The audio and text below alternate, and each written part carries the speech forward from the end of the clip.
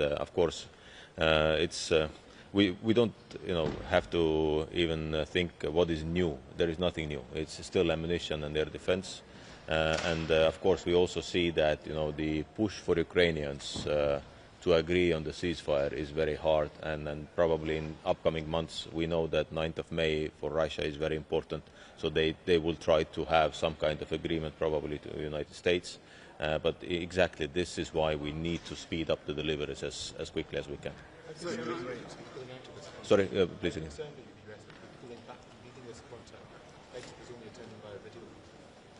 Well, it's up to the U.S. administration to decide, but they started the UDCG, and of course they are focusing at the moment. They're focusing on the ceasefire and peace negotiations. But nevertheless, as I said, our focus has to be at this very moment, on the increasing of the military assistance. So let's see. We are in the contact with the United States, and of course they are still playing a big part in Ukraine assistance. Is that focus for Ukraine there? I mean, your Lithuanian counterpart spoke about frustration of it to keep making the same warnings. Did you share that?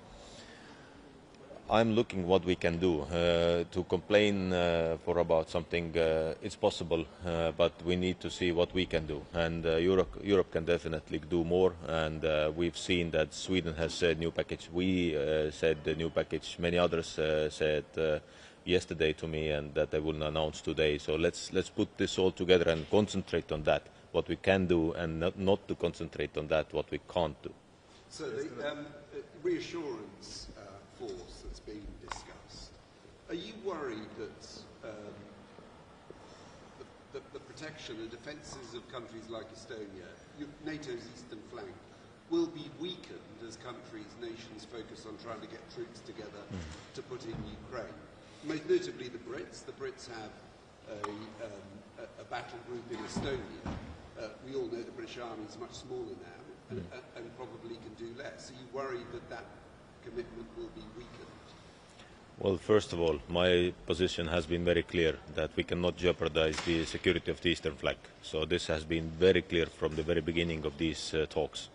Secondly, I've been in contact many times, also went to London to talk to John Healey. We spoke yesterday, so we have a very clear understanding that neither France or United Kingdom, who are the main forces in our battle group, they will not reduce their presence in Estonia. So this is for sure.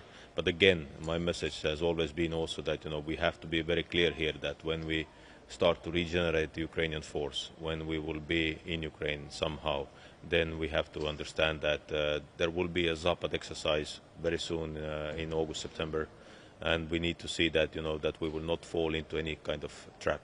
So this is why the security of the alliance, the security of the eastern flank is number one, and then we can, when we talk about NATO, and then of course the same importance has also that all the allies have to understand that yes, we need to regenerate the Ukrainian force. We need to give the deterrence message also to Russia that we are together with Ukraine.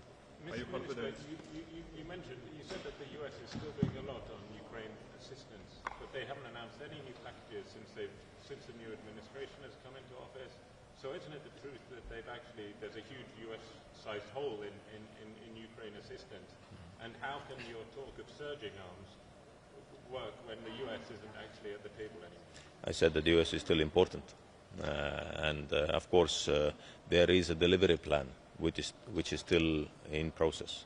So Ukraine and the United States have a very clear plan how the deliveries will arrive to Ukraine. But nevertheless, of course, we all understand that USA can also do more, and there is a quite big bipartisan support in Congress and in Senate. But of course, we have to see what the decisions will come from Pentagon and the White House. Are you confident that enough countries and also enough troops will be sent in a possible peacekeeping mission to the Ukraine? Again, there are, please be aware that the definitions and the words are very important, and also what is behind these. So it will not be any kind of peace keeping mission when we talk about UN Charter Article 7. So this is why let's give us a bit of time for the military planners to do. We have at the moment a planning process ongoing, and when we have the plan ready, then we can also say how exactly it will look like. So you suggested that there will be some kind of peace agreement by the 9th of May. I just wondered why you think that, you know, the pressure is on clearly to get some sort of peace deal, but I mean, most people here think that Russia's not going to end its war. Well, I believe that, just I'm reading the signs, I believe that, you know, May and June will be the months, or, you know, Putin has always been in dates. Take the 24th of February. 23rd of February is the day of Russian army. So, and that for the Kremlin always the dates are very important.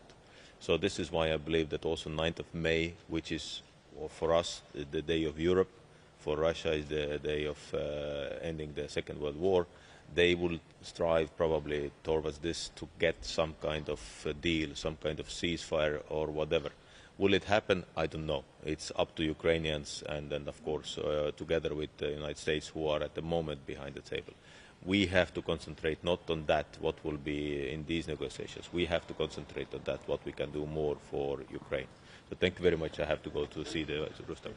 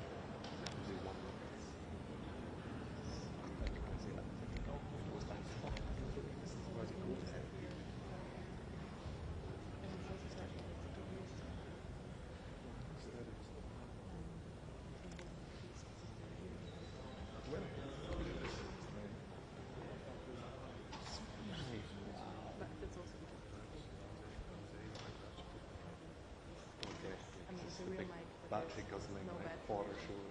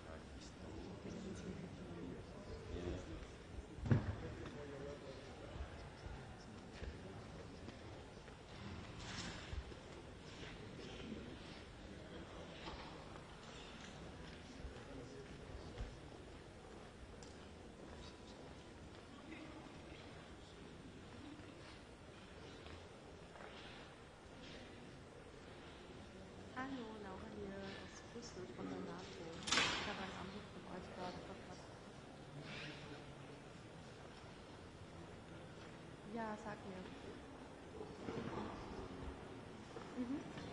Tagesschau 24. Wir schalten von der Live mit Brüssel ein.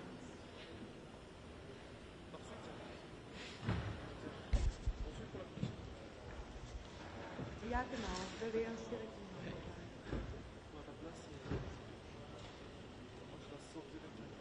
Das läuft ganz normal über den Chefkanal.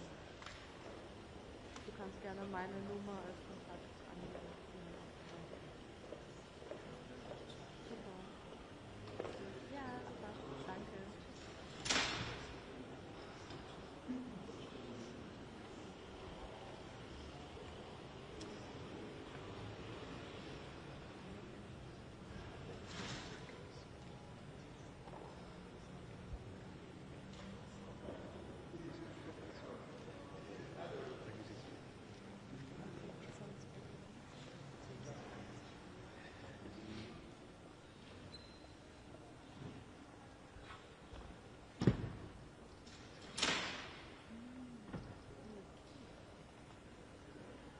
European leaders' position on that topic has been very clear. They view Volodymyr Zelensky as a leader, as a democratically elected president of Ukraine, and they're also, as well as we have seen in the report, the fact that we cannot hold elections when the country is at war, with so many people displaced, with cities still under missile and drone attack. Under constant attacks. So that is the position of the European Union. Of course, it is in line with the Ukrainian constitution that requires the martial law to be lifted for the party to have time to prepare elections.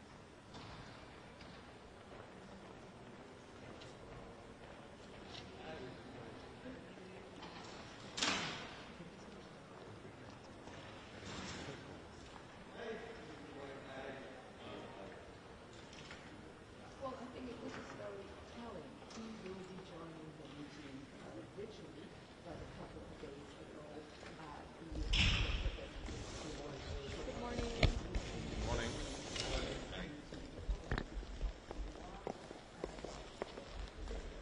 Good morning, everyone. Good to see you all again. Very important meeting today about our unwavering support to Ukraine. I was in Dnipro 2 weeks ago, and I've seen myself how intense the situation at the battlefield is. So if we want to make sure that Ukraine gets a better position at the negotiation table, it's important to support them at the battlefield so they can A, hold the line, and B, be in a stronger position also at the negotiation table. As the Netherlands, we announced a few weeks ago that we will add another 3.5 billion in our support to Ukraine.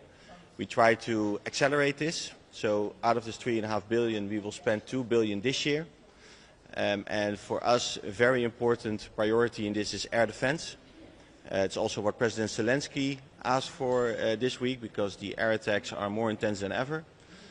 So we keep supporting with the F-16s. We also already announced that we will spend 500 million on the drone line project, which is very important for Ukraine.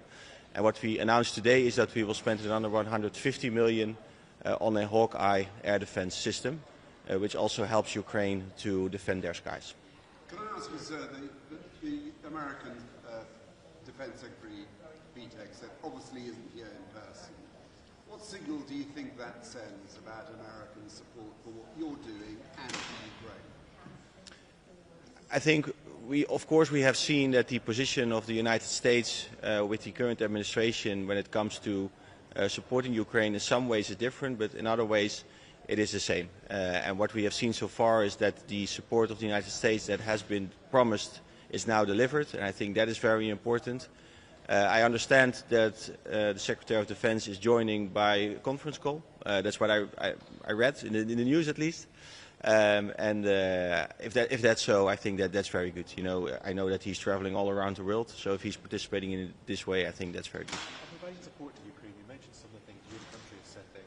There's some concerns what Germany is sending is out of date or not working. Is it not better to provide Ukraine with financial support so they can spend on what they do need?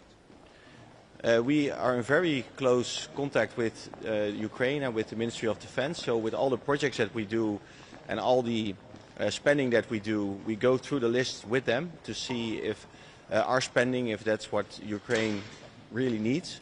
And take, for example, the drone project, the drone line project that we are investing in. That was an explicit request from Minister Umerov to me when he was visiting the Netherlands a few weeks ago.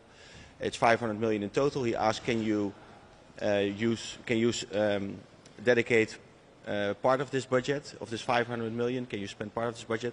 And we said we will do it all, so the full 500 million, because that's what Ukraine needs right now at the front line. Same with the Hawkeye system. The Rustem Umerov asked me to keep delivering air defense systems, so Patriot systems, but also the Hawkeye. That's why we just recently delivered a critical component of a Patriot system, which is important to Ukraine, and that's why we also announced today another 150 million for a Hawkeye system. Do you expect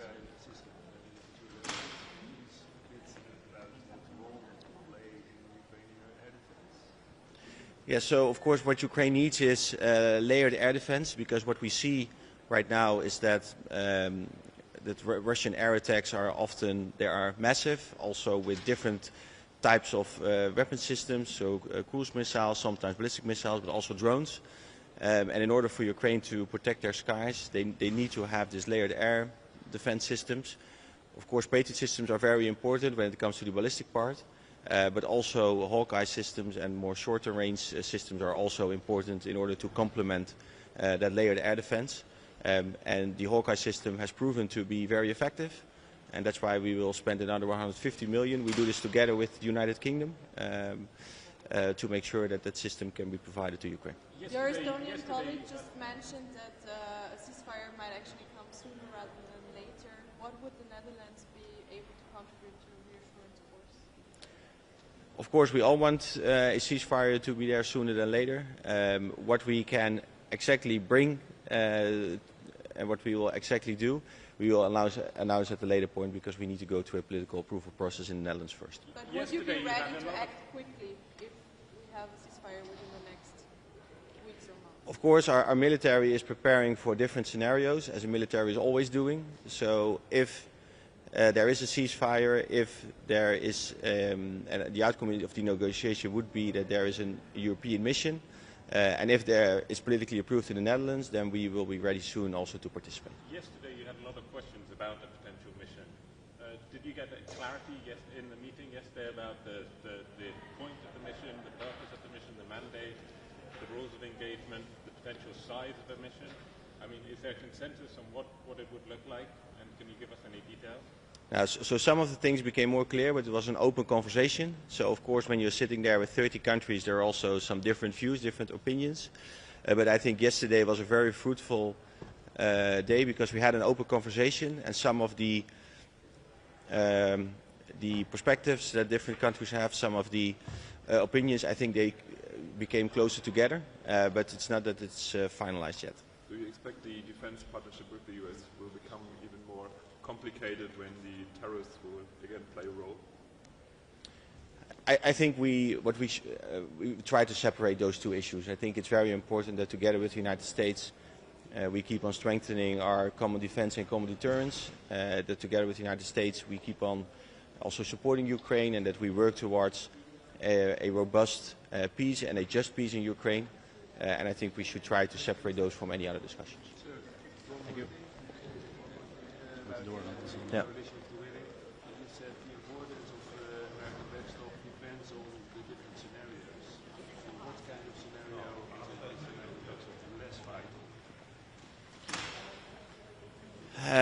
Of course, so U.S. involvement is important, and that's what I said yesterday as well. It is important to keep the United States on board, so you can have different types of missions with a different risk profile, and in general, I could say, the higher the risk of confrontation, the more important it is that the United States is closely involved. If there is a lower risk profile, then it's relatively less important.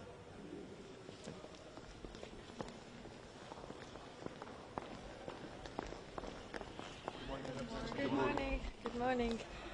So good to be back here today.